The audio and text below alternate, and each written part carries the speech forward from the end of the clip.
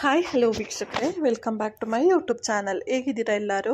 I hope ಎಲ್ಲರೂ ಕೂಡ ಚೆನ್ನಾಗಿದ್ದೀರಾ ಅಂತ ಅಂದ್ಕೊಳ್ತಾ ಇವತ್ತಿನ ಈ ಒಂದು ವಿಡಿಯೋನ ಶುರು ಮಾಡ್ತಾ ಇದ್ದೀನಿ.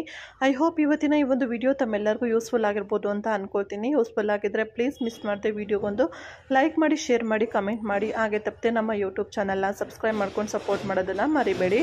ಬನ್ನಿ ಹಾಗಾದರೆ ಇವತ್ತಿನ ಈ ಒಂದು ವಿಡಿಯೋನ ಶುರು ಮಾಡೋಣ. ಸೊ ಇವತ್ತಿನ ವಿಡಿಯೋ ಏನು ಅಂತ ಆಲ್ರೆಡಿ ತಮ್ಮನೇ ನೋಡಿ ನಿಮಗೂ ಕೂಡ ಗೊತ್ತಾಗಿರುತ್ತಲ್ವಾ? ಹೌದು. ಸೊ ರಾಜ್ಯದ 222 ಗ್ರಾಮ ಪಂಚಾಯಿತಿ ಉಪಚುನಾವಣೆ ದಿನಾಂಕವನ್ನು ಘೋಷಣೆ ಮಾಡಲಾಗಿದೆ. ಹಾಗೆಯೇ ಮೇ 11ನೇ ತಾರೀಕು ಮತದಾನ ಇರುತ್ತೆ. ಹಾಗೆ 14ರಂದು ಫಲಿತಾಂಶ ಪ್ರಕಟಣೆ ಆಗಲಿದೆ ಅಂತ ಕೂಡ ಇನ್ಫಾರ್ಮೇಷನ್ ಬಂದಿದೆ.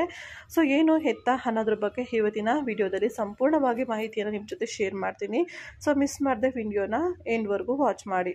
ಹೌದು ಸ್ನೇಹಿತರೆ, ನೀವು ಕೇಳಿಸ್ಕೊಳ್ತಾ ಇರೋದು ನಿಜಾನೇ. ರಾಜ್ಯದ 222 ಗ್ರಾಮ ಪಂಚಾಯಿತಿಗಳ 260 ಸ್ಥಾನಗಳಿಗೆ ಉಪಚುನಾವಣೆ ನಡೆಸಲು ದಿನಾಂಕ ಘೋಷಣೆಯನ್ನ ಮಾಡಲಾಗಿದೆ. ಹಾಗೆ ಏಪ್ರಿಲ್ 22ರಂದು ರಾಜ್ಯ ಚುನಾವಣೆ ಆಯೋಗದಿಂದ ಅಧಿಸೂಚನೆ ಪ್ರಕಟಿಸಲಾಗುವುದು. ಇನ್ನು ಮೇ 14ರಂದು ಮತದಾನ, ಹಾಗೆ ಮೇ 11ರಂದು ಮತದಾನ ಇರುತ್ತೆ. ಹಾಗೆ ಮೇ 14ಕ್ಕೆ ನಿಮಗೆ ಫಲಿತಾಂಶ ಪ್ರಕಟವಾಗಲಿದೆ. ಇನ್ನು ವಿವಿಧ ಕಾರಣಗಳಿಂದ ತೆರವಾಗಿರುವ 222 ಗ್ರಾಮ ಪಂಚಾಯಿತಿಗಳ 260 ಸ್ಥಾನಗಳಿಗೆ ಉಪಚುನಾವಣೆಯನ್ನು ನಡೆಸಲಾಗುವುದು ಅಂತ ಹೇಳಿ ಇನ್ಫಾರ್ಮೇಷನ್ ಬಂದಿದೆ.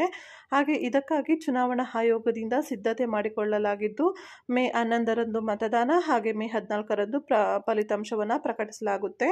ಇದಕ್ಕೆ ಪೂರ್ವಭಾವಿಯಾಗಿ ಸಿದ್ಧತೆ ಮಾಡಿಕೊಳ್ಳಲಾಗಿದ್ದು, ಏಪ್ರಿಲ್ 22ರಂದು ಅಧಿಸೂಚನೆ ಹೊರಡಿಸಲಾಗುವುದು ಅಂತ ಇನ್ಫಾರ್ಮೇಷನ್ ಬಂದಿದೆ. ಸೊ ಇದ್ರ ಬಗ್ಗೆ ಇನ್ನೂ ಹೆಚ್ಚಿನ ಮಾಹಿತಿಯನ್ನು ಖಂಡಿತವಾಗ್ಲೂ ನಾನು ಶೇರ್ ಮಾಡ್ತಾ ಹೋಗ್ತೀನಿ.